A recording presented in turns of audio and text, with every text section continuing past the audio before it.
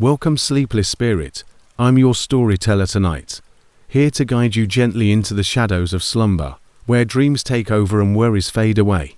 Before we begin, don't forget to like this video and subscribe for more bedtime tales, whispered just for you. Let me know in the comments, where in the world are you watching from, and what time is it as you listen tonight? And if there's a story you've been longing to hear, something spooky, something comforting, tell me. I'm always listening. Now, tuck yourself in. Let the darkness wrap around you like a warm blanket. It's time to let go and drift into the story. Greetings, drowsy spirit. Tonight, I will tell you a story that will help you fall asleep soundly. Remember to subscribe for more bedtime stories and like the video before we start. Tell me where you're watching from and what time it is in the comments section. I would also love to know what story you would want to hear next. After college, I had been staying at my parents' house for a few months, and I was eager to leave. Yes, I love them, but I needed a place of my own, a place where I wouldn't have to listen to my mom, reminding me about actual employment chances, or my dad sleeping through the walls. However, the cost of rent in my neighborhood, a mid-sized city outside of Cleveland, was extremely high. The majority of good apartments were well beyond my means. I started looking on Craigslist at that point. Yes, Craigslist is notoriously shady, but I reasoned that if I met the individual first, how horrible could it be? I saw the advertisement there. I'm looking for a roommate. Only women run a peaceful, clean home. A spacious bedroom with a separate bathroom. Must be working or enrolled in school. $450 a month. Included are utilities. There was only one picture of the front of a tiny 2-story house in the article, which was basic, almost a plain. It had a beautiful, simple appearance. The advertisement was written by a girl named Erica, who identified herself as a 24-year-old dental assistant who didn't feel at ease living around men. I completely understood that. 30 minutes later, she responded, "Hey, Erica, I'm really interested in the room. Is it still available? I'd love to stop by and see it sometime this week." "Hey, yes, it's available. I work late, but I can show you around tonight around 8 o'clock if that works for you. Just come to the back door. Front door's jammed. Feel at ease, as if she were just a typical girl going about her life. I arrived at the house at around 8 o'clock. The street was peaceful, a cul-de-sac with many older houses. The yard appeared somewhat unkempt, as if no one had mowed it in a long time, but I reminded myself not to pass judgment because rent was low and people get busy. There was a handwritten note on the front door. The door was broken. I went around the side and, before I could even knock, the back door opened, revealing an unshaven man in his mid-40s, wearing a faded baseball cap and a hoodie that had seen better days. I'm sorry," I said, taking a step back. "I think I might have the wrong house. I'm trying to find Erica." His teeth were yellowed when he smiled. "Yes, you are in the proper location. Erica has a late shift. The landlord is me. Since she was unable to attend, I'm just giving you a tour." My stomach grew slightly constricted. "Oh, I see. Well, it's good to meet you." He moved aside and motioned for me to enter. It was just the kitchen light that was on. It was dark everywhere else. Old wood and dust filled the air. I made an effort to be courteous. "What is the duration of the room's availability?" "A few weeks," he responded hastily. "Some girls have visited her, but none of them have been serious." I was moved by the way he described girls. "Feel strange." He guided me into the hallway from the kitchen. There was absolutely no furniture, not even a table or couch. Only bare floors and a solitary, flickering light bulb above. I made an effort to talk. "Does Erica still move in or what?" He pointed to a locked door down the hall and remarked, "She's got her room set up." I avoid going inside. Privacy. On the outside of the door was a chain lock. I had a dry throat. Yes, indeed. It makes sense. As we passed the front door, I became aware of it. It wasn't only damaged. A plank of wood was fastened across it. Something inside of me clicked at that moment. There was a problem. He said abruptly, "You got to see the basement. Want to see the basement? Just finished repairing it." would make a good hangout space. "Oh, I'm good," I responded, and tried to appear informal. "After this, I really have somewhere else to see." He laughed, but it wasn't a pleasant sound. "Just a minute, please. Here it is." He yanked the basement door open. It was completely dark. With that same half smile, he stepped aside and added, "Ladies first." I glanced down. It seemed to be completely dark, as if there were no lights at all. My hands began to shake. I made an effort to grin. In fact, I just realized that my pals were waiting outside. If I decide to return, I will. All right. Then it was just luck. In my pocket, my phone buzzed. I took it out and responded as if I was speaking to a human. "Hey, I am present. You just arrived." "All right, I'll come out." He scowled. "Someone's here with you." "Yeah," I replied hastily. He merely watched me without saying anything. "She's in her car. I'll just go grab her." As calmly as possible, I made my way to the back door. I could feel my heart thumping in my ears. I turned the knob slowly as I got to the door and then ran. I didn't even turn around. After locking my car after running to it, I sprinted out of the driveway. I could hardly steer since my hands were shaking so much. When I contacted my mother when I arrived home, she said, "Call the police." I couldn't stop trembling that night, so my brother came over and stayed with me. The following morning, the police arrived, collected my statement, and then proceeded to inspect the residence. The officer's face told it all when they returned. The man claimed that she owned the room. He had been sleeping there. There were gallon containers of what I sincerely hope is water, half-eaten food, and a heap of dirty blankets. Pages torn from sexual magazines were plastered on the walls. Additionally, the officer reported that a length of fishing line, approximately knee level, was knotted across the stairs in the basement. I would have stumbled head first if I had fallen first. Another blanket, a small plastic box filled with dirty needles, and a broomstick wrapped in leather belts were all down there. The man was never located. A few hours after I visited, the Craigslist ad was removed. I still get chills if I think about that night too much. His half-smiling face and the shadows behind him were still visible in the doorway. I honestly doubt I would be here sharing this story with you if my phone hadn't buzzed at that precise time. So, yes, follow your instincts if you're ever searching for a job online. You might not be given another chance, so simply leave if something seems strange, even if it's only a little. I never imagined that I would have to live with strangers once more. I just wanted a peaceful room, a door I could close, a place that didn't remind me of anyone, and serenity after splitting up with my long-term lover. I came onto a Craigslist ad headlined "Room for Rent. Females preferred." I felt the quiet neighborhood was ideal. The photographs appeared sufficiently clean. The location was near my new employment at the animal clinic, and the rent was reasonable. Jenna, a nurse who worked night shifts at the hospital and was the master tenant, seemed relaxed back when I met her. Chris, the third roommate, was a quiet, courteous accountant who was rarely home. After a brief tour, I signed the sublease because they both appeared to be rather normal. It was all okay for the first couple weeks. I worked, kept to myself. I made dinner late and made an effort to go back to normal. Chris then informed us that he had to go.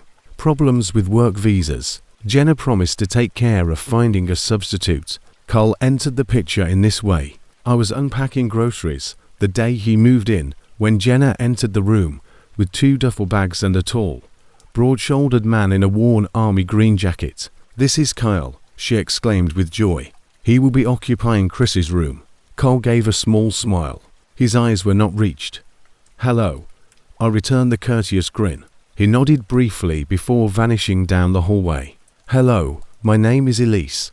He was quiet, almost too quiet, but sufficiently courteous. Didn't appear to be the troublemaker kind. Jenna traveled to Hawaii to see her lover a week later.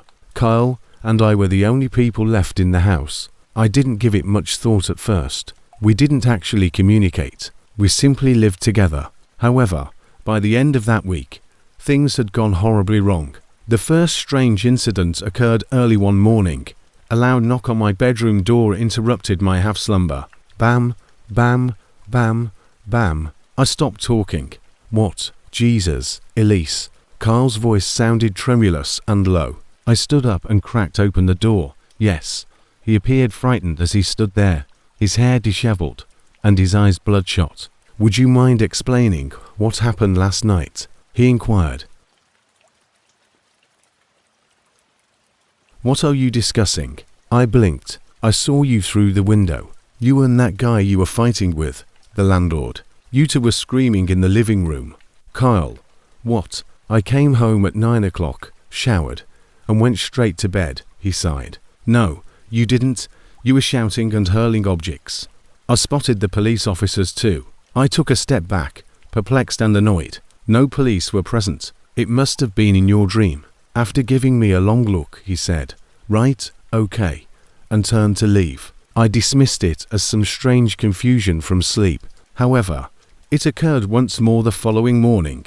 He banged more forcefully this time. I stared at him as I opened the door and said, Elise, open up. What now? He appeared shaken once more. I don't have a boyfriend. You were fighting with your boyfriend last night.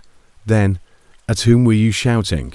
The principal tenant. I caught sight of her. Didn't she come back? Kyle, she's in her worry. Jesus Christ, he said, rubbing his forehead. I believe I may have suffered a seizure. Make an ambulance call if that occurs once more. I simply stood there unable to speak. Then he walked away. Knock an hour later. Angry. I opened it halfway. What now, Kyle? Like a recorder. He repeated the same sentences word for word. The tempo and tone were identical. I became frightened at that point. I didn't get much sleep that night. I shut off my lights, locked my door, and tried not to pay attention to the commotion in the hallway. Around 1 a.m., the front door slammed, and I heard it. Then, slam, slam, slam, again and again. His voice mumbled angrily as he paced back and forth between his room and the living area, the lights flickering on and off. I could see his enormous, shaky shadow striding through the frosted glass pane that separated my room from the living room. I can't live like this anymore. Why are you doing this to me? He screamed abruptly. My heart leapt. I remained motionless since I believed he could be on the phone. Then he yelled once more. Elise is my name. I felt sick to my stomach. I remained motionless. I held my breath. He let out another scream. You're awake. I know that. I hear you moving. I went cold. He should not have been able to see in. It should have been blocked by the frosted glass. However, I saw his shadow stoop down and push his ear against the glass. He muttered, Your respiration is audible to me. I believed he could hear the pounding in my heart. He slammed his hand on the wall next to my door. I nearly bled from biting my lips so hard. He left after a little while, pacing once again. Heart pounding. I waited until I heard the door to his bedroom close. I made the decision to leave at that point. I snatched up my rucksack, packed my wallet, laptop, and charger inside, and dressed discreetly. My shoes were placed on a rack in the hallway. Just outside the door, I held my breath as I slipped near the door. Only a couple more steps. Then the silence was broken by his voice. Do you want to argue over this? Now come out. We will complete it. I went cold. I waited. All of the lights abruptly went out. Complete darkness. His door opened slowly once again. And then I heard it close. I mentally counted to 60 twice. Then I quickly opened my door. He was standing at the end of the hall, barefoot, wearing only boxes and socks, staring at me as I reached for my shoes. Calmly, almost courteously, he spoke. We must speak, ma'am. I ran. I snatched up my shoes and ran barefoot out the front door and down the hallway. My feet stung from the chilly pavement, but I didn't mind. I paused half a block later to put on my shoes and turned around. Cole stood quietly in the porch light, observing me without pursuing me or saying anything. 2 blocks away, I sprinted to my buddy Natalie's place. I occasionally fed her cat, so I had an extra key. I shut myself in and didn't get any sleep that evening. I texted Jenna the following day and let her in on everything. She called the landlord in a panic. Carl had to leave right away. We all agreed. In less than a week, he moved out. He texted me before he left. I can't recall what transpired. It must be true if you claim that's how it happened. I apologize. He sent a picture. On the kitchen table, one of the house keys. I took Natalie with me to check the house once Jenna returned. It was a disaster inside, but not in the sense you might think. All of the smoke detectors had been torn from the ceiling and arranged neatly on the counter by Kyle. He had taken off the front door's deadbolt and set it beside the keys. The living room's lights had gone out. They had even taken down the curtain rods. The worst thing, though, was that my bedroom door was locked from the outside. He still had a key because it was the only way to turn the lock. We had everything replaced as soon as we hired a locksmith. He used to watch through that frosted window, which I sat on my bed and stared at that night. Before attempting to sleep, I piled a chair, a small table, and an old dresser against my door. I didn't spend much more time in that house. I moved out after a month. I still think about him occasionally.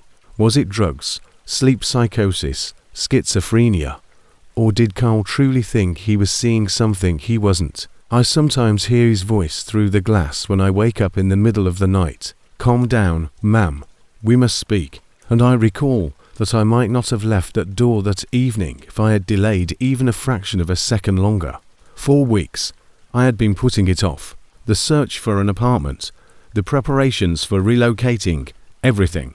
But I couldn't wait much longer because graduate school will be starting in a few months. I decided to take a plane to a small town in the Midwest that I had never heard of before. People didn't really relocate to that kind of place. From there, they mostly moved. Ryan, my boyfriend, volunteered to help by flying out with me for a few days. I thought his caution may counterbalance my impetuousness, because he's the type of person who looks at Yelp reviews before purchasing toothpaste. I filtered, messaged, and compared pricing on Craigslist 4 hours before the trip.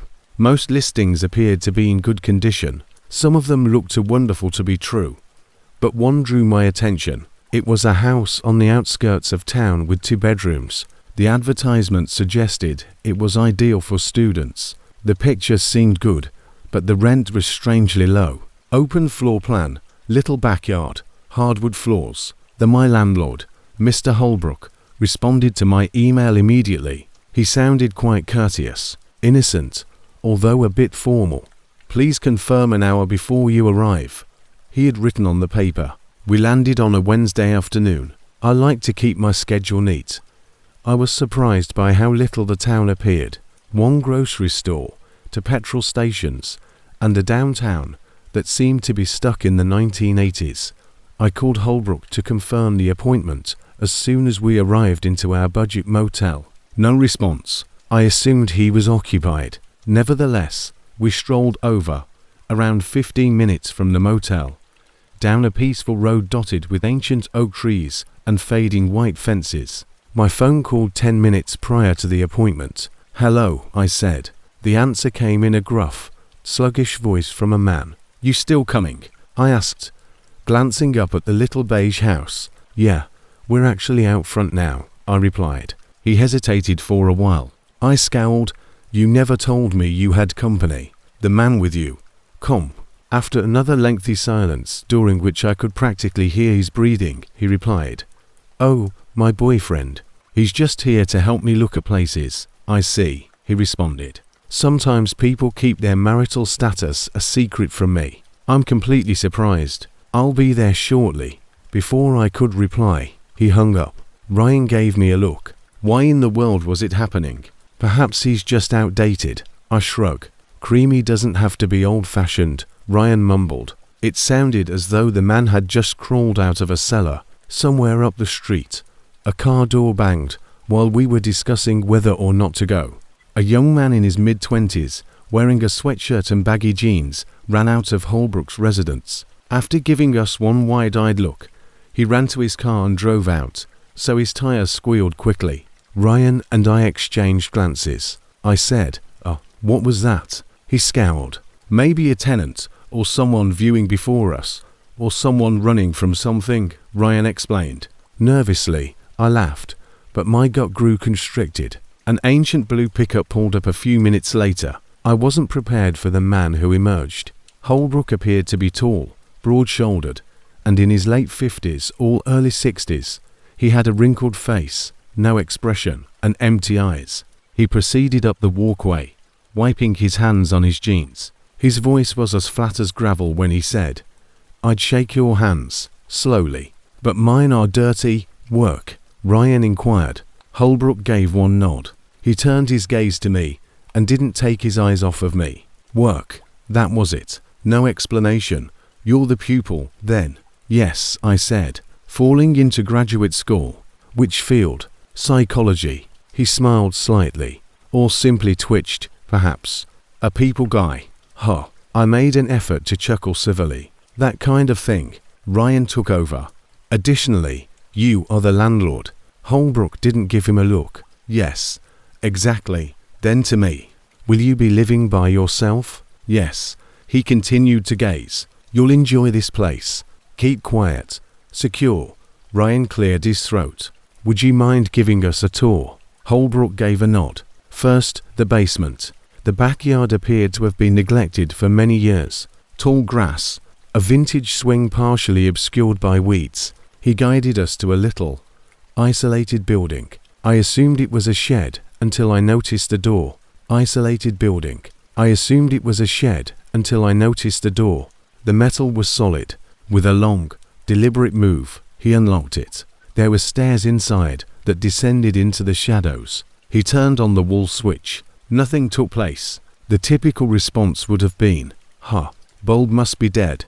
Instead, he merely mumbled, "HM," and started to down the stairs nevertheless. Ryan took hold of my arm. Holbrook's voice rose softly and serenely. "Do you not intend to descend?" Holbrook remained motionless for a few seconds, merely a shadowy figure at the foot of the stairs, until Ryan remarked, "If the lights are out, we'll check later." Then, without a word, he carefully rose again and shut the metal door behind him. "Let's take a look inside." The house was old, but strangely immaculate, he said flatly, "to clean." The air had a dusty, bleachy smell. Ryan attempted to open the front door, but it was unresponsive. "Secured." I've always been the type of guy who tries to fix things myself before giving up and buying something new, he added, his voice hardening. "Was brought up. My father used to say, if something isn't totally broken, it still has some life left in it." The air smelled of thawing grass and dirt, that combination of cold moisture and earth that always signified winter was officially over. However, I discovered about 5 years ago in the early spring that sometimes it's better to just let go. That morning, I went out to my garage to get my old push mower ready for the season. When I pulled out the mower, I could see she was exhausted, the paint chipped, the handle squeaky, and that old Briggs & Stratton engine that hadn't been started in months. There was nothing, not even a cough.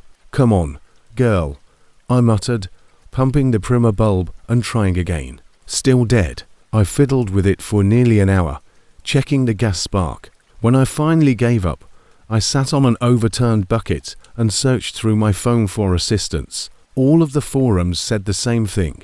If it's that old and won't even sputter, it's probably done. However, I wasn't trying to spend $400 on a brand new mower because my yard isn't that big, so I reasoned that I could get a good used one for a low price. That night, I went on Craigslist and searched for push mower, scrolling through page after page of listings, most of which were damaged or overpriced, until I saw one that said, "Push mower, works great, $100 Westbrook area."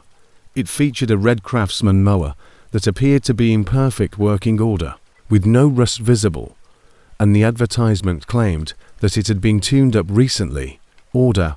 I thought I'd try my hand at it, so I texted the seller, Rick, asking if the mower was still available. An hour or so later, I received a response. "Yeah, still got it. You can come by tomorrow night if you want."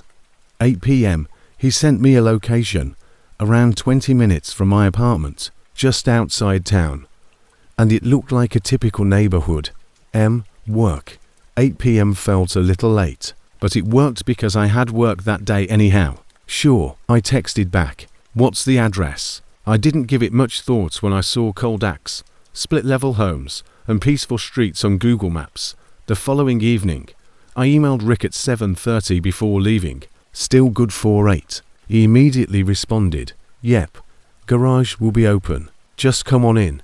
When I pulled onto a street, it was quiet.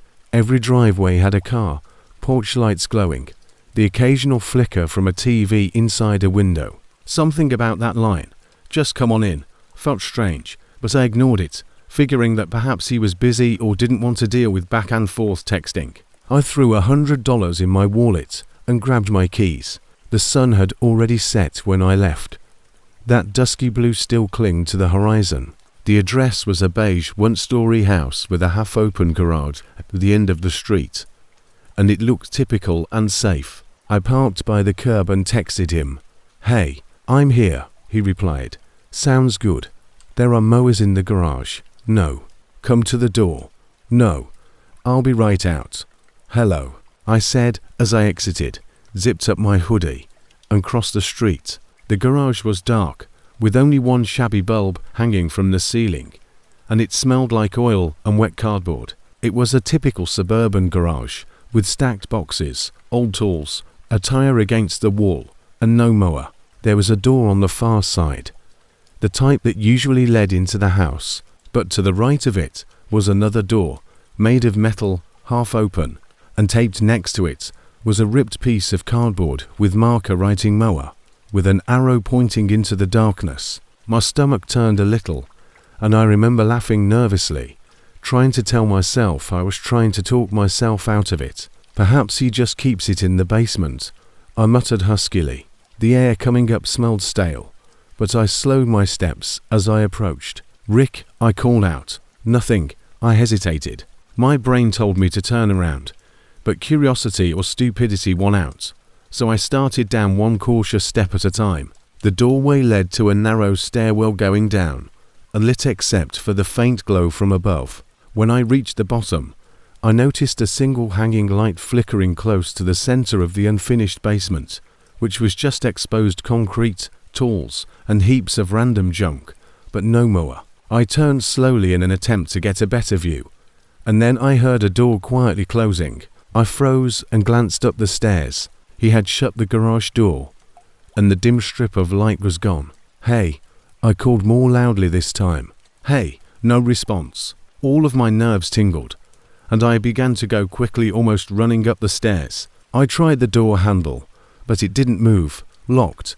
"Are you serious?" I yanked it again and said, "Nothing." Then I heard footsteps upstairs. They were slow and methodical, and they were one after the other soft thuds, rather than heavy boots indicating that someone was inside the home. My heart was thumping so hard that it hurt, but I didn't care anymore. I just needed to get out. I turned toward the other end of the basement and saw another door, with a little jar of light spilling through. I ran for it and exploded through into a narrow hallway that appeared to connect to the inside of the house.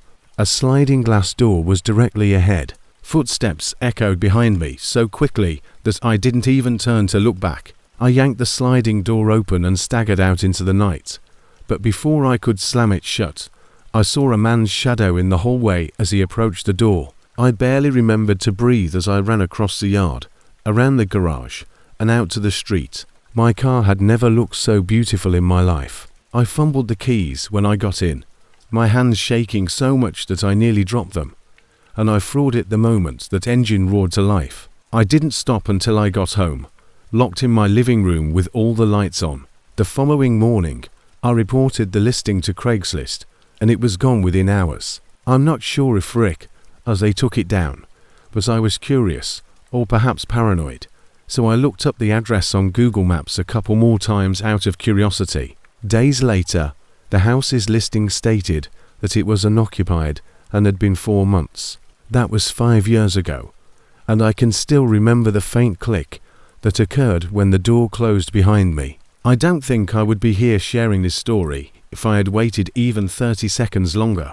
I no longer use Craigslist because I broke my leg last summer, breaking both my tibia and fibula clean snap. I live alone in a modest one-story house just outside of Springfield, Illinois. Nothing fancy, just a quiet street with neat little homes, trimmed lawns, and neighbors who wave when you drive by, but don't really talk much. I was carrying a laundry basket down the front steps when I slipped on the last step and heard that sickening crack before him hit the ground. Following the surgery, I was strictly told not to put any weight on my knee for at least 6 weeks. At first, everyone offered to help, bringing groceries, dropping off meals, and even mowing my lawn. However, after a few weeks, I began to feel guilty asking for favors. I could handle most things from home, but when I looked out the window one morning and saw my grass turning into a jungle, I realized I'd need to hire someone. I didn't want to spend a lot of money on a landscaping company,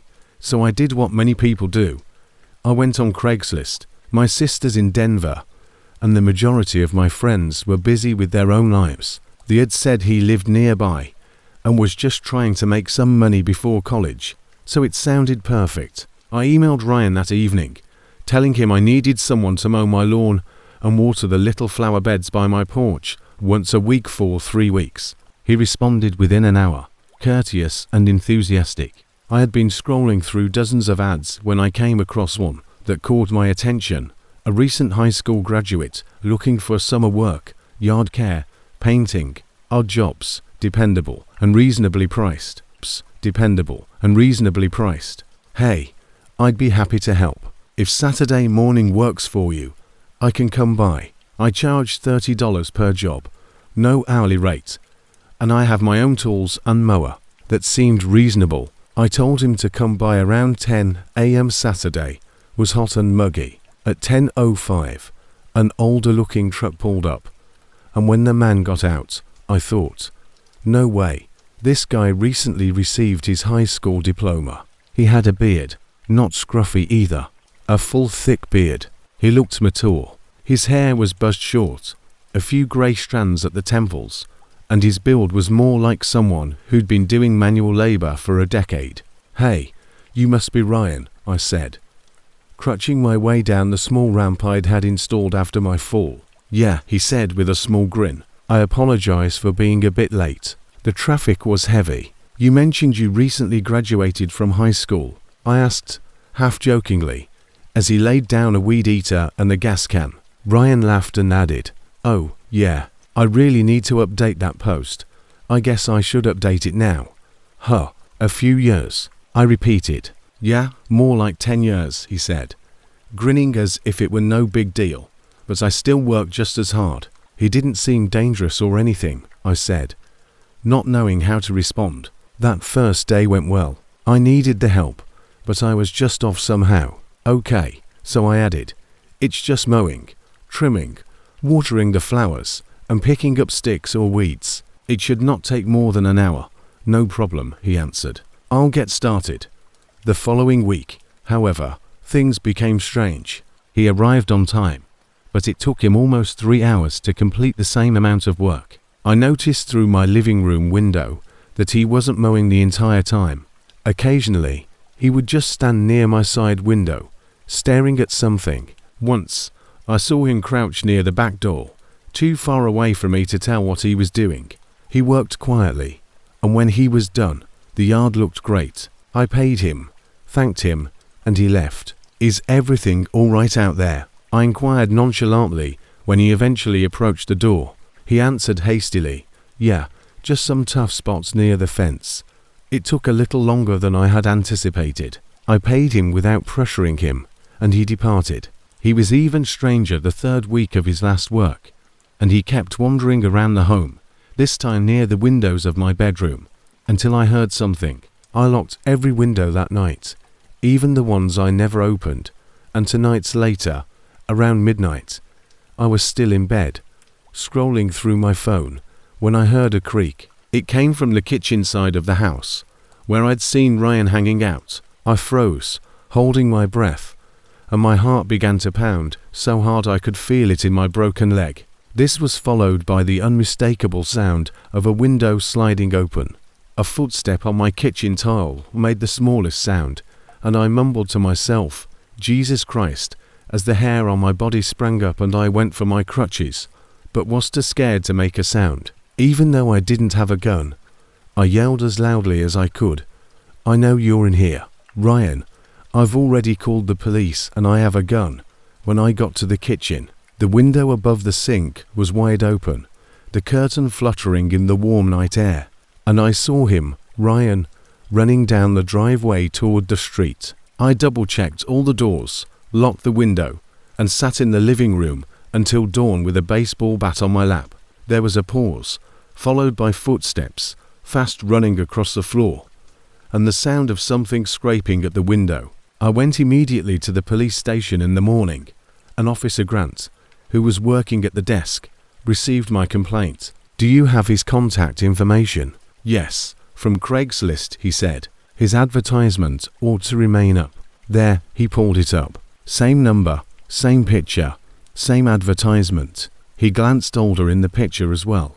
The policeman gave a head shake. He muttered, "It's not the first time we've had a complaint about someone using that name. We'll investigate." As it happens, his real name was not Ryan. His real name was Todd Holman, and he had previously been charged with burglary and trespassing. A few years prior, he had been arrested for breaking into houses while performing odd jobs. 3 days later, he was hauled up by the police. They discovered a notebook in his truck that still included my address. Later, they informed me that he had a duffel bag in the back seat with tools, gloves, and zip ties. If I hadn't been up that night, I can't even begin to conceive what could have occurred. You never really know who's standing in your yard or what they're really looking for. So now anytime I drive by a sign advertising yard labor at inexpensive prices or see a Craigslist post offering help around the house, I get a sick feeling, as if it were yesterday. I can still clearly recall that spring of 2006. It was one of those years when life began to come together at last. That's what I believed at the time. Anyway, I had just moved into my first house at the age of 24. It was a little one-bedroom house on the outskirts of town with squeaky floorboards, flimsy walls, and a front porch that appeared to have seen better days. It was mine, though. I finally got a solid job, an accounting firm, after years of surviving college on meager income, living with roommates who were always late with their rent, and working odd jobs. It was stable, but not flashy. Money was still scarce. I was essentially living paycheck to paycheck due to college loans, utilities, and attempting to make the apartment livable. I therefore started selling things I no longer needed in order to earn some extra money. Some furniture, outdated electronics, and other weird items. Back then, Craigslist appeared to be the simplest option. It was free, easy, and anonymous. A coffee table and an ancient lamp were among the minor items I had already sold to respectable buyers. I didn't hesitate when I received an email about an outdated flip phone that I had posted for $40. The man introduced himself as Ryan and stated that he required a low-cost backup phone for his job. Based on his writing style, he sounded courteous and possibly a touch older. We decided to get together that afternoon. I recommended a neutral location because I didn't enjoy the thought of people visiting my home. A little restaurant just off the highway is called the Bluebird Diner. The place had a constant stench of burnt coffee and frying eggs. The word "sounds good," written by Ryan back. I put the phone and charger in a little box, got my jacket, and left. I'll be there around 6. So, that was that. I arrived at the diner's parking lot as the sun was beginning to set. The sky was streaked with orange, and the air still had that early spring cold. Perhaps half a dozen vehicles were dispersed throughout the parking lot. A red Chevy Malibu and a white Ford Taurus were parked next to each other, next to the distant end. Didn't give it much thought. I turned up the radio while I waited, parked close to the front entrance, and texted Ryan to let him know I had arrived. My phone buzzed a few minutes later. "Ryan. Hello. I'm just now pulling in. Take it all in. White Taurus." As expected, a tall, stocky man in his late 30s walked out the door of the white Taurus. He was wearing trousers, a dark jacket, and a low-cut ball cap. He had the appearance of a manual laborer, something like construction. He approached my car window, grinned, and gave it a quick tap. "Hey, you must be the guy with the phone," he responded. Although low, his voice was quite amiable. "Yeah, that's me," I said. presenting the package as I stepped outside. I showed him that the phone worked, and we stood there for a minute or two. We shook hands after he gave me to 20s and nodded. "Appreciate it," he replied. "You saved me a trip to the city." "No problem," I replied. "Take care." He grinned once more, reverted to the tourists, and withdrew. That was it. The transaction is complete. Easy, typical. But before I got into my car, I seemed to recall taking another look across the lot. The engine of the red Malibu was still running, its headlights briefly illuminated before turning out once more. It didn't seem like anything odd at the moment. I assumed that someone was simply awaiting a to-go order. It was a calm drive home. It took me 20 minutes to return to the area, where every home appeared to have been constructed in the 1970s. Low fences, square yards, and the subtle scent of rain-soaked grass. I saw a car following me about halfway there. Red. It might have been any car, but I was drawn to the headlights for some reason. At every bend, they remained behind me at the same distance. Is it a coincidence? I said aloud to myself. Relax, however. The automobile followed me as I pulled off onto my street, a quiet road that ends at a dead end. My pulse began to quicken. I pretended to check my mailbox and slowed down.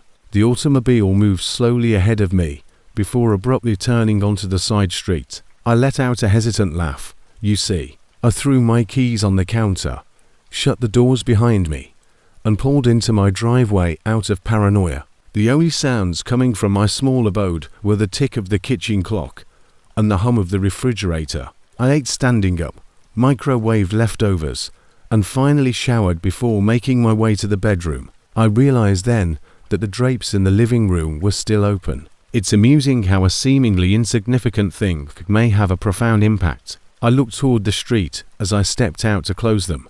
Barefoot on the chilly floor, a red Chevy Malibu was parked at the end of my driveway. I felt sick to my stomach. I initially believed that car might have been parked there by accident, perhaps by someone looking up directions.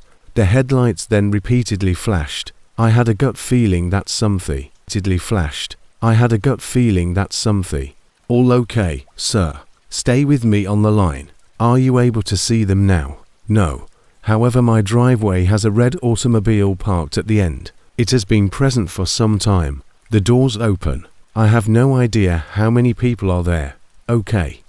There will be officers soon. Remain indoors. Make sure every door is locked. Avoid going outside. You get it? Yes, I muttered. I walked into the kitchen and checked to make sure the rear door was shut. I heard it at that point. The porch echoed with footfall, creaks on the old wood, slow and deliberate. I have a visitor on my porch. I growled at the telephone. The dispatcher told them to keep quiet. Assistance is on the way. I hunched over the kitchen island, tensing every muscle and attempting to keep my breathing quiet. The sound of footsteps approached the window.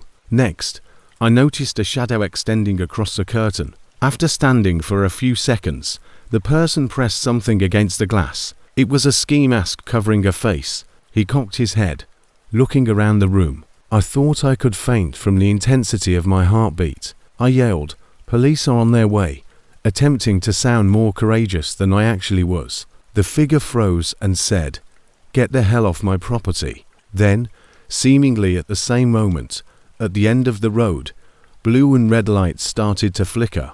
A closer echo of sirens could be heard, running near the red Malibu. The masked man turned and ran off the porch. There were 3 cars altogether when the officers got there. At the end of my drive, the red Malibu was still sitting there. Before they could go very far, 2 men and a woman were arrested. One of the officers approached me to talk while I watched from my doorway, covered with a blanket. "Was it you who made the call?" "Yes," I answered in a shaky voice. They were outside. One of them caught my eye. "You made the correct decision," he remarked. 4 weeks. These individuals have been harassing people off Craigslist. Follow the seller home to rob them, to feigning to purchase something. You're fortunate to have discovered it early. As I tried to take in what I had just heard, I nodded numbly. He went on, "Do you know any of them?" I turned to see them being handcuffed in the police car. The sight of Ryan, the same guy from the diner, staring back at me through the window made my stomach spin. The hours that followed were a blur. Paperwork, flashing lights, and statements disappearing. I stood in my peaceful home, motionless, when the final cruiser departed, shook to sleep. I went into each room, pulling all the curtains tight and checking the locks twice. For the first time since I had purchased the property, I felt as though I didn't belong there as the wind rustled through the trees outside. I recall mentally reliving everything as I sat on the couch until dawn. The courteous handshake, the red sedan, the diner. All the signs had been there, as obvious as day. I simply hadn't noticed it. Hindsight, as they say, is 20/20. They're correct. Because I can see every caution, every incorrect turn, and every instance in which I disregarded my instincts when I look back. And on some nights, that's what still keeps me up. The idea that I might not be here to share my story if I hadn't looked out that window at that moment. I never imagined that I would live with someone I met on Craigslist, but I was at a loss for options at the time. It happened in February of last year, shortly after I had secured a teaching position in Redfield, Arizona, a little town not far from Prescott. I wanted an inexpensive place quickly because rent was skyrocketing everywhere and the school didn't pay much. I had been lodging at a rundown motel by the highway, the kind with dents in every door and carpet that smelled like old beer. I was desperate after a week of that. I saw the post at that point. Rent a room, quiet home, private space, preferentially female, must get along with dogs, $450, Mo. Included are utilities. It sounded miraculous. The listing had a brief description signed by someone named Lena, a single hazy photo, and a neat little living room with a brown couch and an antique light. That night, I sent a message. Hello, this is Holly.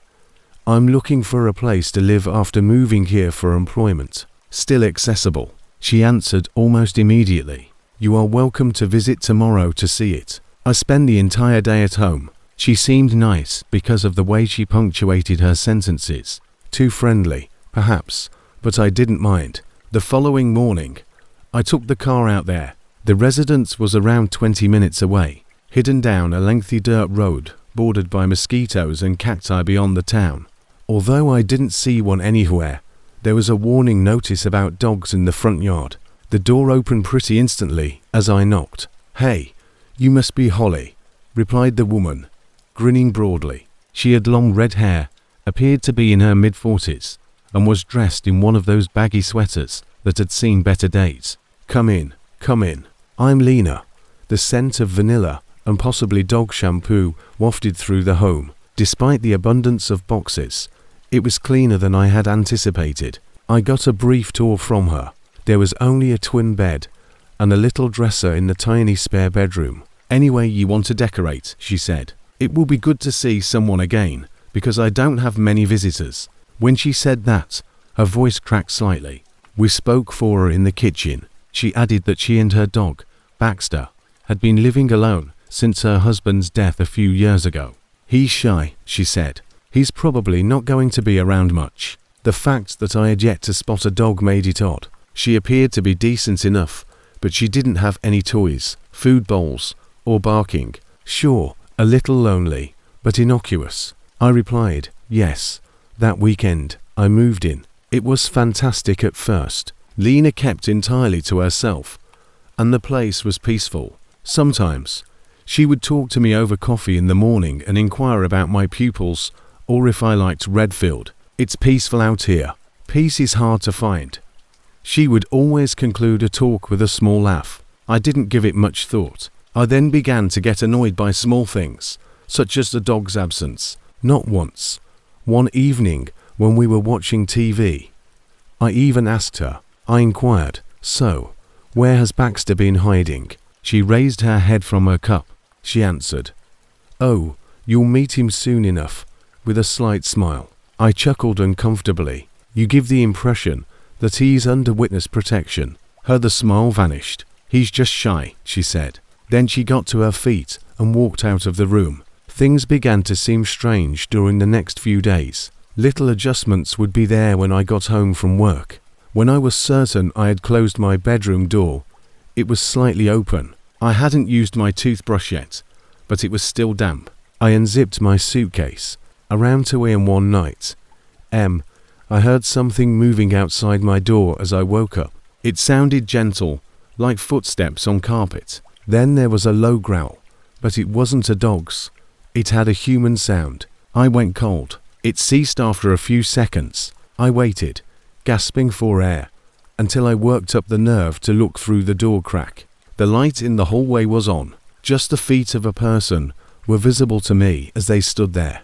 Pale, still, bare feet. I whispered, "Lena." No response. Slowly, the feet pivoted and moved on. That night, I didn't get any sleep. That night, I didn't get any sleep. I went over to her the following morning. "Did you get any sleep last night?" I inquired. In the hallway, I heard a voice. She grinned. "It must have been Baxter, I see." "Baxter is a footless person." Before I could stop myself, I said. For a little moment, her face stiffened. She laughed it off after that. She remarked, "You're funny," while drinking her coffee. "I told you he's shy. He probably just wanted to sniff around your door." I didn't respond to him. All I could do was look at her hands. They were quivering a little.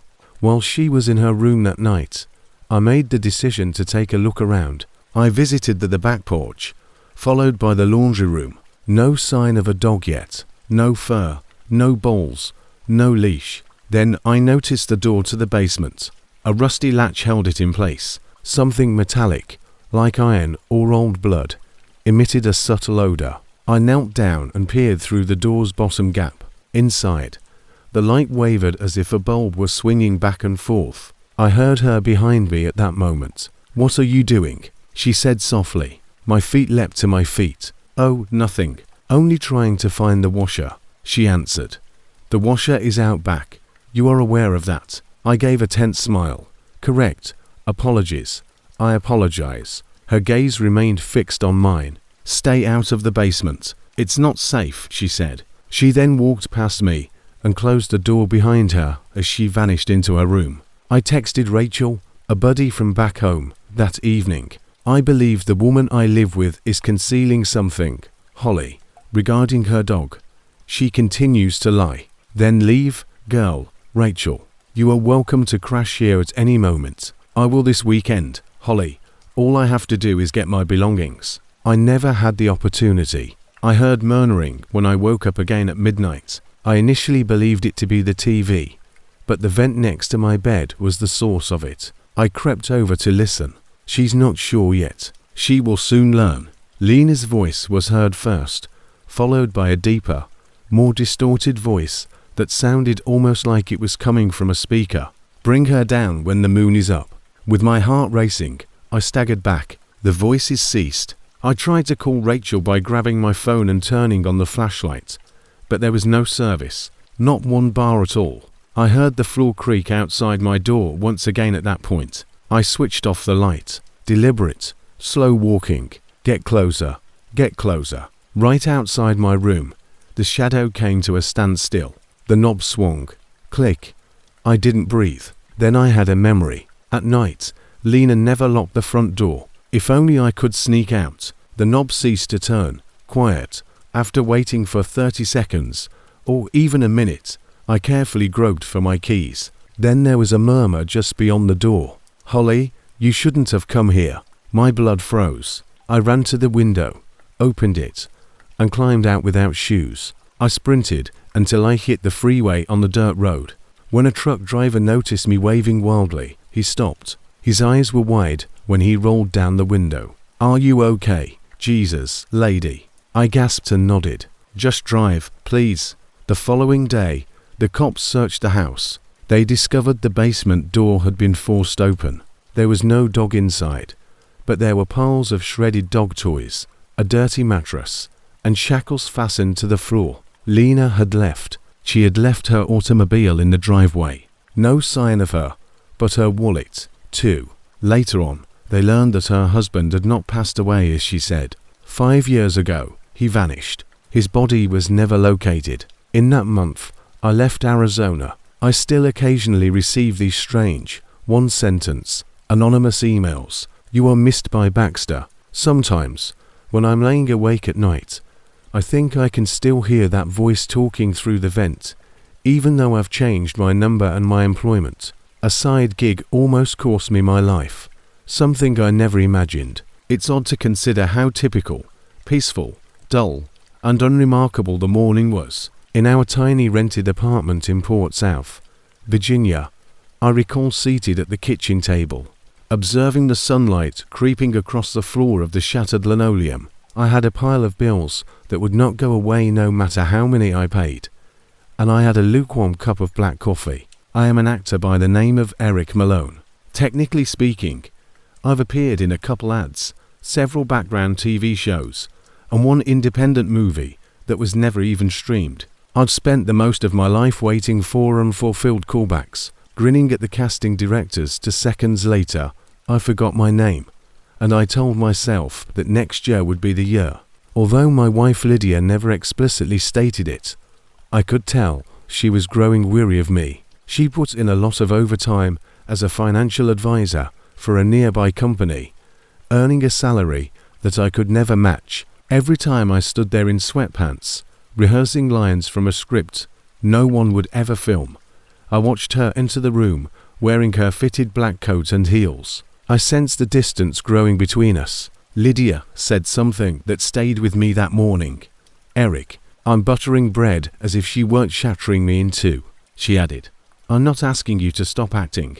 I pretended not to be embarrassed as I nodded and said, "But maybe you could, help out a bit more, just until things pick up." "Do you mean a side gig?" I inquired. "Yes, something adaptable. You have good hand skills. Consider using one of those apps or Craigslist. Home repairs are always needed." So I did just that. I scrolled through listings for the next hour, everything from cleaning gutters to walking dogs. Then I noticed one post. "I need assistance fixing the dishwasher door. Fast money. Own tools are required. Simple solution." The pay was decent for what appeared to be an hour's work, and the address was only 10 minutes away. James Harper was his name. We sent each other some emails. He sounded even, professional, and courteous. Claimed that the dishwasher lid fell off easily, or his wife unintentionally leaned too heavily on it. It sounded easy enough. By 2:30 that afternoon, I was heading toward a peaceful cul-de-sac dotted with large brick homes and well-kept lawns. With my toolbox in the passenger seat of my ancient Civic, Lydia often talked about the kind of neighborhood we would eventually call home. James's house was near the end, with a large oak tree in the yard and tall white shutters. The door opened almost immediately when I knocked, as if he had been standing there, tall and lean, with his hair slicked back. He was in his mid-40s and had that courteous smile that salespeople practice in front of the mirror. He said, "You must be Eric," and shook my hand. The property was immaculate inside. "Thanks for coming on such short notice. The dishwasher's been driving my wife crazy. The kind of showroom-like cleanliness that doesn't feel lived in." Everything had a subtle floral and lemon cleanser scent. James gestured to the kitchen and added, "You can set your tools right over there. If you would like a glass of my freshly prepared lemonade, here it is." Hot out, he set the glass next to me and poured it today before I could respond. However, the dishwasher didn't blend in with the rest of the house. The previous stainless steel model was scraped and dented as if someone had used a hammer to assault it. The door's hinges were crooked, and a few screws were completely gone. I squatted down to examine it and remarked, "Looks like it took a pretty good hit. Your wife leaned on it, you said?" "Yes," James answered hastily. "She can be awkward at times." His voice was strange. For a little moment, his gaze strayed.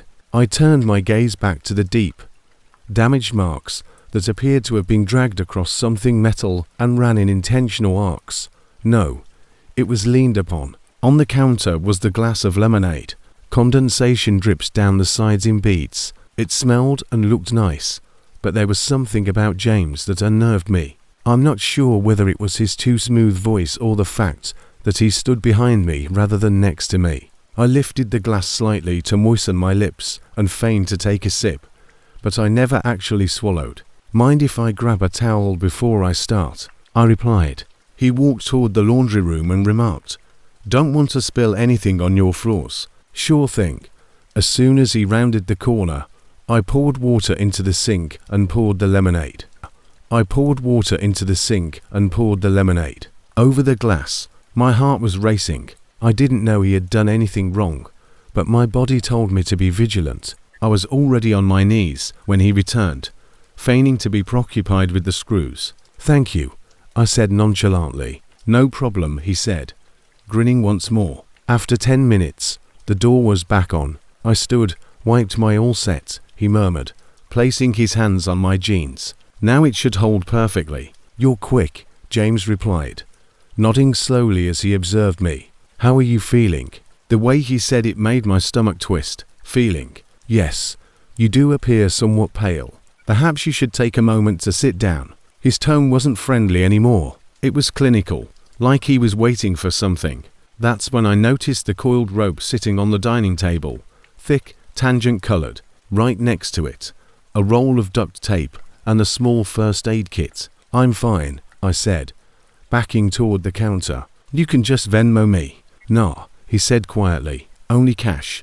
"Please take a seat, Eric," he murmured, and my chest constricted. Before I could move, the front door opened, and a voice whispered gently, "Honey, it's Lydia." She entered the room as if she owned it, composed and unflappable, with her hair tied back and makeup flawless, and I looked at her intently. My throat went dry. James grinned. He drank it all, didn't even question it. Lydia's eyes moved to me. "What are you doing here?" she asked, shutting the door behind her. "I could ask you the same, but I think you already know." She suggested that I search for side gigs, which was entirely her idea. "You set me up," I said, my voice shaking. "And then this will be easier." That's when everything clicked. The job posting, the address so close to ours, and her recommendation that I look for side gigs. James reached for my arm, but I jerked away. "You're crazy," I said, backing up toward the door. "You think you can just," before she said, "Don't make this harder than it has to be." Her tone was cold and detached, as if I were a stranger she had just met. "You were never going to leave that apartment. You're just stuck, and I'm done being stuck with you."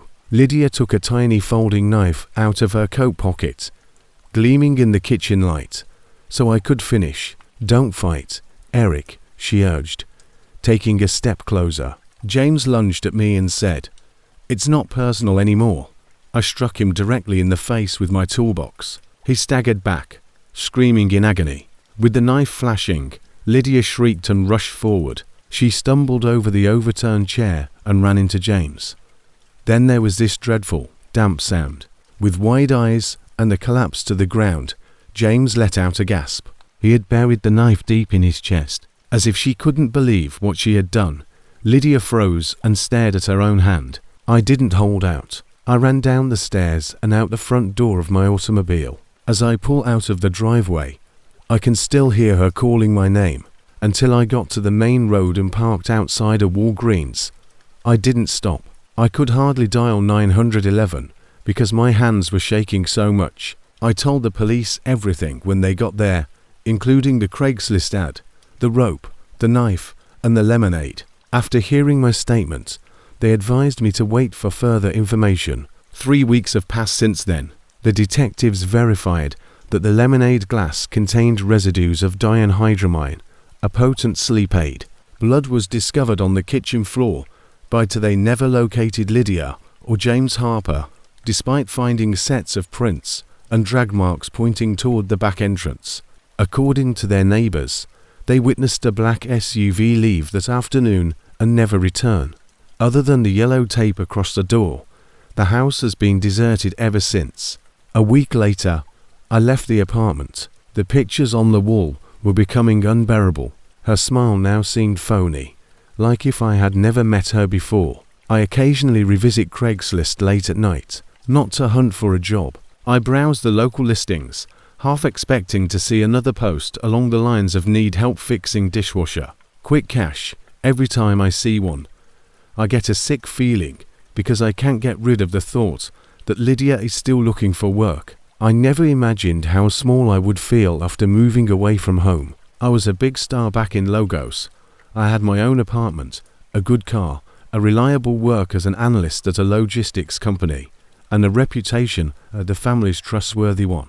However, something inside of me broke open following my father's death. It might have been grief, or perhaps I simply wanted to see there was another version of my existence outside of those same dusty office walls. It lingered in my mind like a challenge when my older cousin Tundai, who had lived in the US for about 15 years, called me in late 2022 and said, "If you ever want to move out here, bro, I can help you settle in."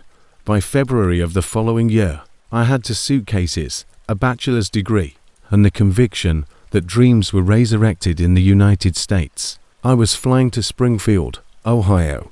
There, Tunde worked as a police officer and was well liked. He had that American confidence, and he was known as Officer T by everyone on the block. The feeling of having the ground beneath your feet as your own was one that I envied. While I worked out my life, he allowed me to remain in his spare room. During that first week, he even took time off work to assist me with obtaining a SIM card, opening a bank account, and submitting the necessary paperwork for my work permit. However, as the weeks stretched into a month, I started to feel like I was becoming worthless. He would always get up before the sun came up, his boots polished and his uniform pressed, while I sat by the window and watched the cars go by. I would browse Craigslist, Indeed, ZipRecruiter, and other job sites. I would do anything to avoid feeling like I was wasting oxygen. Here, my credentials didn't seem to matter. I had directed small teams and maintained data for 10 years, but no one seemed to care. US employment experience was required for all entry-level positions. My confidence had vanished by the beginning of March. I felt like a visitor who had stayed too long. I heard Tunde talking to his boyfriend on the phone one Thursday night. He's not lazy. No, his voice was low as he spoke. It's so slow here that he simply doesn't understand. That hit me hard, even though I wasn't intended to hear it. He went to bed that same evening, and I returned to Craigslist. I had become weary of looking at safe jobs that needed references that I lacked. I then selected general labor after clicking on gigs. The majority were garbage, those in need of yard care, pet sitting, or moving cleaners. Then I noticed one post, $400 is needed for a part-time research assistant. Weak in plain text beneath it, looking for a trustworthy and discreet person to help with research material classification and documentation. No prior experience is required, but there will be some lifting. For an interview, call or text. It was uploaded by a person going by the name of Dr. Leon Bergerer. I decided to text him after spending 20 minutes staring at the advertisement. Me, hi, Dr. Berger. The post of research assistant appeals to me. I'm accessible at any time and am new to Springfield. Berger, Dr. Excellent. Tomorrow morning. Are you free? Let's say 8:30. Me. Indeed, sir. Berger, Dr. Excellent. Bring gloves and a notebook. Address, Hickory Avenue, 119. That was it. Don't ask lengthy questions. Not a resume. Only an address. Tunda scowled when I told him the following morning. Craigslist. Halfway through fastening his boots, he said, "Yes, the position is that of a research assistant. Are you sure it's authentic? You know, there are a lot of weirdos there." He sounded good. I said a falsehood. "He is a professor," he said. "Where did you get it?" Left unsaid. Tunde let out a sigh. "When you arrive, at least let them know where you are. There are some dubious areas in Springfield." I said I would. Before he left, he threw me one of his department t-shirts. "Put this on. If something seems strange, it will cause people to reconsider." Around 8:20, the Uber driver dropped me off. Hickory Avenue seems nearly deserted. The air felt as though it had not been disturbed in years, and there were rows of ancient bungalows with overgrown lawns, cracked mailboxes, and peaceful surroundings. At the end of the street was number 119. The porch drooped a little and white paint peeled off the siding. A mailbox that was black leaned unevenly close to the stairs. To avoid giving Tunde the impression that I couldn't manage a straightforward encounter, I nearly texted him to let him know I'd changed my mind. I knocked as I up the stairs, one of which creaked under my weight. No response. The door creaked open, Just as I was ready to turn around, something said, "Come in, please," from within. It was male, low, and oddly quiet. The fragrance of incense and something moist, like mold under the carpet, filled the home. In the living room, a single lamp shone next to heaps of yellow documents and cardboard boxes. Behind a little desk sat a man in his late 50s. His glasses rested halfway down his nose, and wisps of white hair protruded. Upon seeing me, he grinned. "I assume you're Emmanuel." "Indeed, sir. Give me a call, Leon. I appreciate you coming. This is not where you're from." "I am aware." "No, sir. I'm from Nigeria." "Yes, I've been to Lagos before, years ago. Lovely chaos. That city." He gave a quiet laugh. I also made an effort to smile politely. "You mentioned that you needed assistance with your study," I inquired. "Indeed, my assignment entails documenting textual exchanges from ancient case files, primarily in the fields of medicine and sociology. It's nothing fancy, I'm afraid." He gestured at the wall-mounted boxes. All of them were taken from storage. The majority of the heavier ones are downstairs, but we'll be going through them together. My stomach tightened. "Would you mind helping me carry a few up downstairs?" "Yes," I answered, but my voice trailed off. He got up and picked up a tiny flashlight. Behind the kitchen stood the basement door, a little wooden door with peeling paint. He opened it and smelled something other than mildew or dust. It had the consistency of rotten meat and was thick and sour. "I'm sorry," he said. "It's hardly the finest air down there. 4 years. The crates have been kept in storage." He began to descend. As he walked, the flashlight beam shook. I felt compelled to turn around. However, his relaxed and confident tone prevented me from acting on it. Our feet made a creaking sound on the steps. It grew darker as we descended farther. The air felt damper and heavier. He turned on an overhead hanging light bulb. The basement was a small room filled with rusting filing cabinets and shelving. However, the dark stains were what drew my attention. Stains that appeared too natural to be paint on the concrete floor. "Those boxes, please," he said, gesturing to a corner stack. As I approached them, I saw something under the closest cabinet. An old, ripped, dirt-stained shoe. Next to it was a wristwatch. "You have a lot of helpers, right?" I inquired. "Only when they last," he responded softly. My body went cold, and when I turned, he was holding something longer than the torch. It was a bat, with a wooden handle. I believe the swing came quickly, sir. The sound was loud and wet, and everything was a haze of pain. I fell, gripping my "you people never learn." He growled, always so eager, always so gullible. I tried to slide backward, but the floor shifted under me. "What?" My head rang.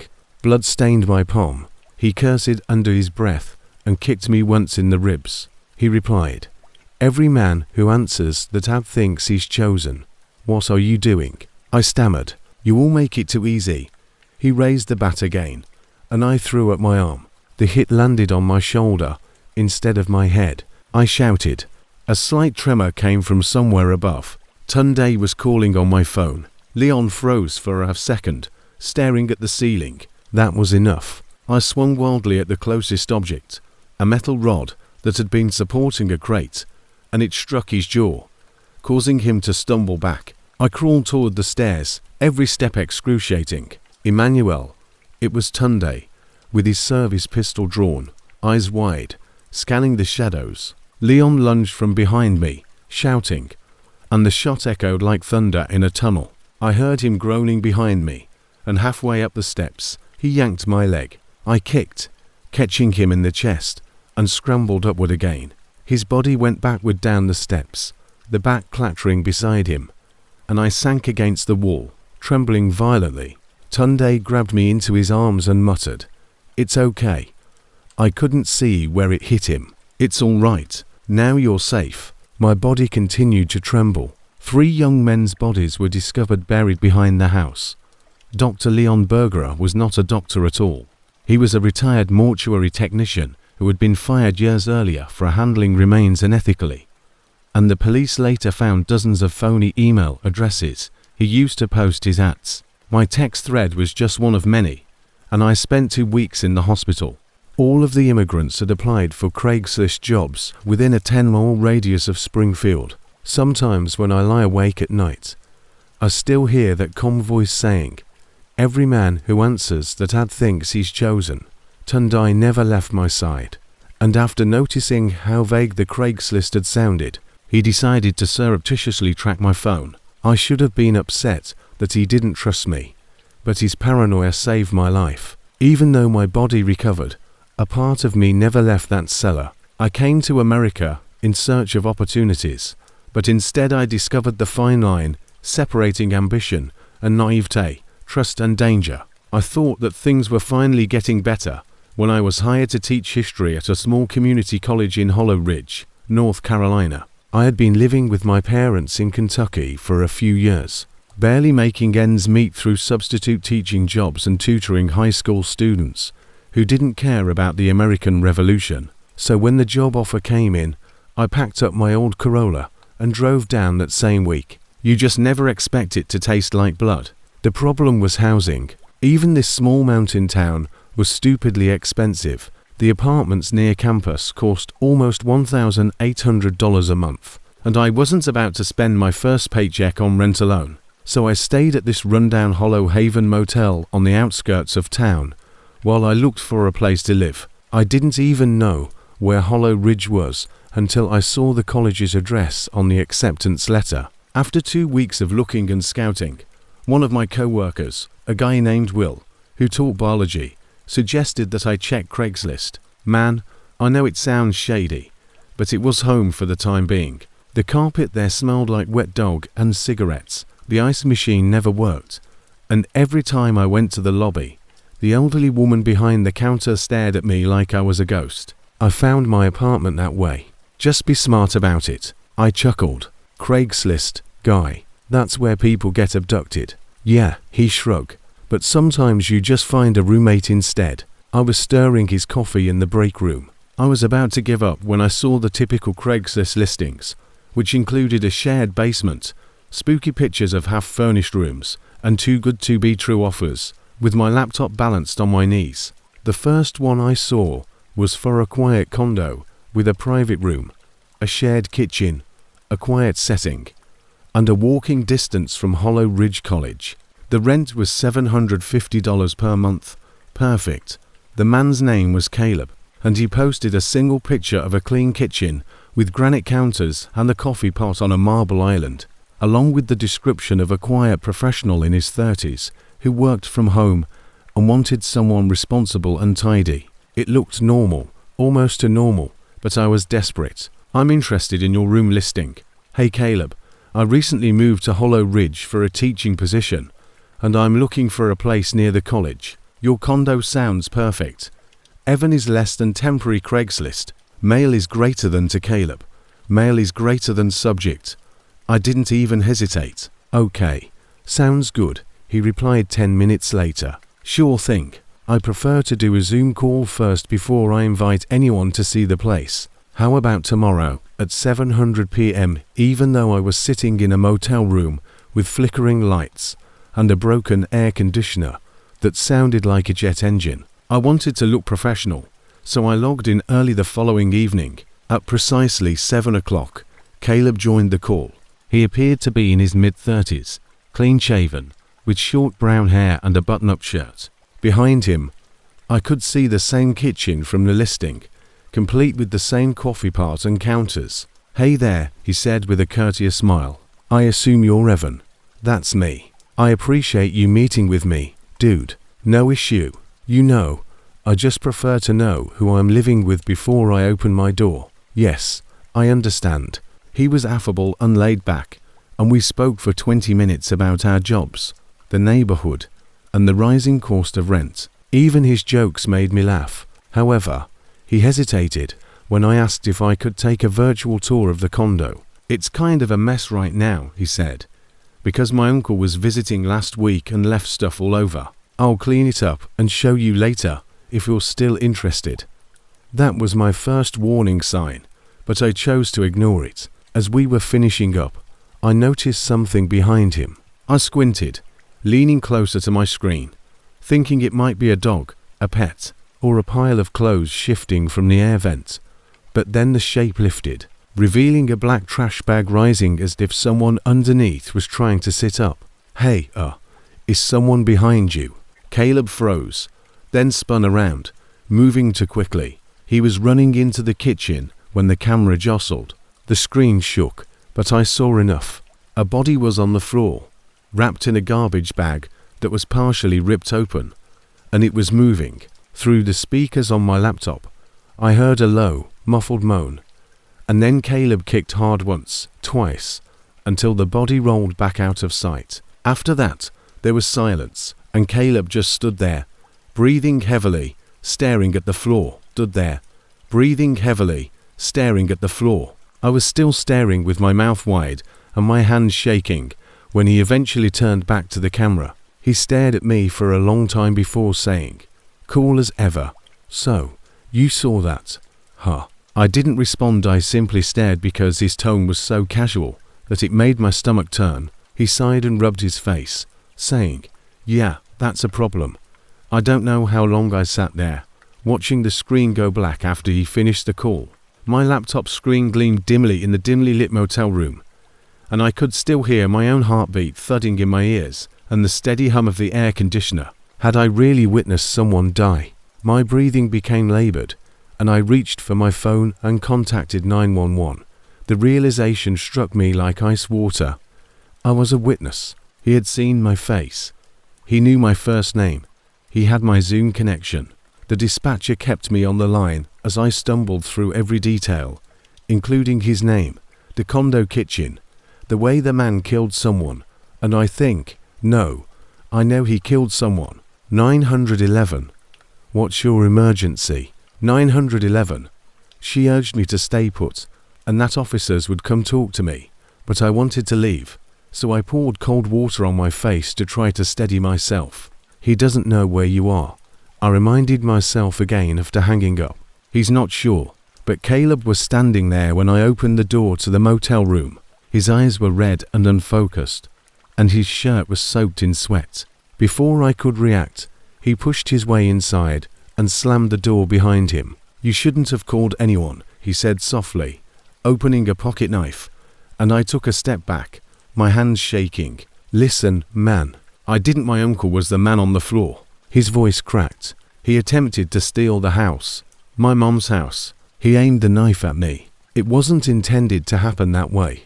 He wasn't supposed to die. I intended to terrify him, but he tripped and banged his head. Then, why did you kick him?" He blinked, refusing to stop, and he moved closer, the knife trembling in his fingers. "He threatened to evict me if I didn't pay. Evan, you saw. I didn't mean to hurt you. I can't have that." My heart was racing so hard I thought I might faint. "You don't have to do this," I whispered. "The cops are coming. You can tell them it was an accident. They'll understand." "No."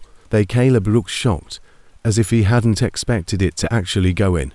But that hesitation saved my life. He lunged, and the blade sank into my stomach. I felt nothing for a moment, just a deep pressure like someone pushing their fist into me, followed by the warmth of blood spreading through my shirt. I grabbed his wrist, twisted, and slammed him into the wall. I don't remember what happened to me. I was just trying to survive, not thinking. I slammed his head against the wall once and twice, until he went limp and crumpled to the floor. Then there was silence again, just my own gasping breath. I fell onto the bed, clutching my stomach, the knife still half buried in me. He shouted, dropped the knife, and tried to push past me, but I didn't let go. With trembling hands, I picked up my phone and dialed 911 again, mumbling, "Hey." When the dispatcher answered, "I think I need an ambulance this time."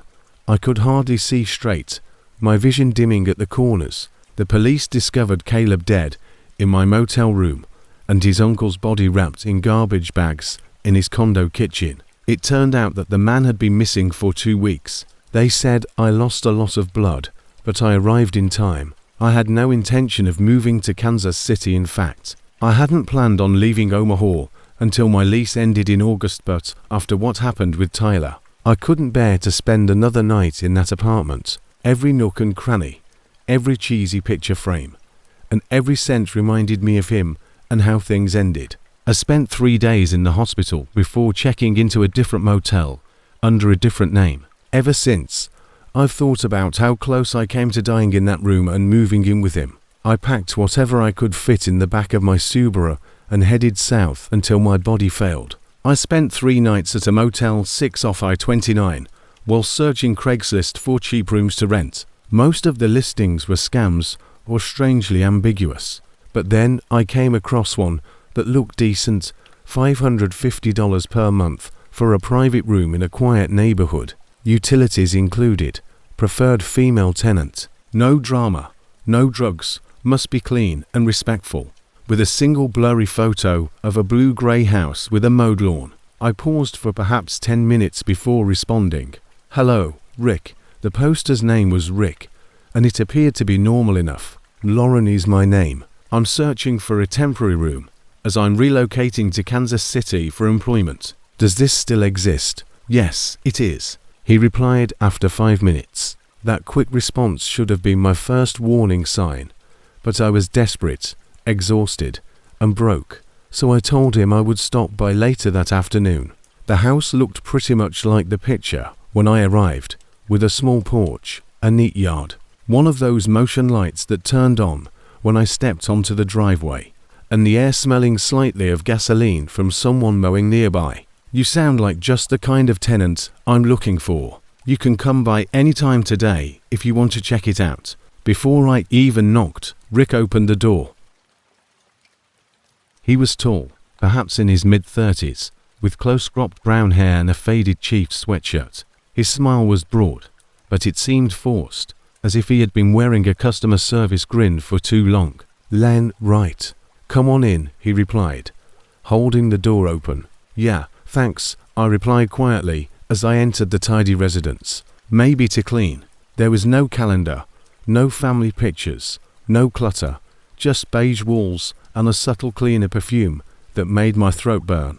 The room's upstairs, Rick gestured with his palm, and you'll have your own bathroom, too. I tend to keep to myself. I work at night. I noticed that one of the carpeted stairs creaked so loudly that it echoed as I followed him up. He showed me the room, which was plain but respectable, with a bed, a dresser, and blinds that actually worked. I forced a little smile and said, "It's nice." He nodded and folded his arms, and he continued, "You can move in any time. First month up front, no deposit. Does that sound good?" "Yeah, I'll move in tomorrow," I responded without even thinking. I assumed Rick worked security or perhaps at a warehouse, because the first week was very typical. He hardly spoke to me, and I would hear him depart at 9 p.m. and return just before morning. The neighborhood was quiet, the rent was low, and I slept through the night for the first time in months. However, on the second Friday, after working as a bartender at a local dive on the outskirts of town, I noticed that the front door was unlocked. I assumed that Rick had forgotten it when he left, but when I entered, his car was still in the driveway. "Rick," I yelled. No response. I established my listening with a handbag down. A faint sound, like muted humming, came from the basement. I went cold. Curiosity and anxiety fought in my gut as I tried to ignore it and act like it was a water heater or something. The air grew colder as I slipped approached the cellar entrance. The door creaked open from the opposite side as the buzzing ceased. Rick came out with a bucket and a mop. His face was hot and flushed, as though he had spent hours cleaning something. "Hey," he blurted out, "just cleaning up a spill. Didn't mean to scare you." "A spill," I replied, looking beyond him. For a moment, I thought I saw something plastic, like a tarp, spread out on the floor as the basement light flickered behind him. As soon as he saw my eyes wander, he moved closer, obstructing my line of sight. "Yes, paint. Been repairing the room downstairs." Slowly, I nodded. "All right," he remarked. "You hungry?" I was just about to make dinner. I pretended that I had already eaten that evening, but he held my gaze for a beat too long. It was my first time locking my door. I didn't breathe. Just beyond my door, the steps came to a standstill, Then there was a whisper so faint I almost believed it was a dream. "Lauren." I felt sick to my stomach. Rick's voice was heard. I didn't respond. I simply sat there with my phone in my hand. Perhaps 20 seconds later, his shadow moved beneath the door and vanished. He walked back down the corridor. That night, I didn't sleep again. He pretended nothing had happened the following morning. When I arrived down, he was brewing coffee. "Good morning, sunshine," he said. "Do you get enough sleep?" Yes, I did lie. Without a question, he poured me a cup. He leaned on the counter and said, "You know, you make me think of my ex. In the past, she also drank her coffee black." I made myself laugh. "The world is little." As I drank, he gazed at me. "Do you ever consider past relationships? Like if you walked away after making a poor decision, Halfway through a sip, I froze. Occasionally, I remarked cautiously, and he nodded while his eyes glazed. "She was wrong to call." I put down the mug. "I should leave." He responded gently, "Yeah, that's what you do." I received a text message from an unidentified number that evening. "Those who are attempting to assist you should not be deceived." I went cold. "Who is this?" No response. I looked out my window. Rick's vehicle has vanished. After looking through my phone settings, I discovered that the text was from a blocked contact that I had removed months prior. Since I left Omaha, I hadn't heard from Tyler. After the last time he showed up at my apartment intoxicated, I blocked him. But there he was, his number mysteriously activated. Once more. That night, I too didn't sleep. I arrived home early the following day. Once more, Rick's pickup was parked in the driveway. His voice came from the kitchen as I tried to sneak past the living room. I froze. "Lauren."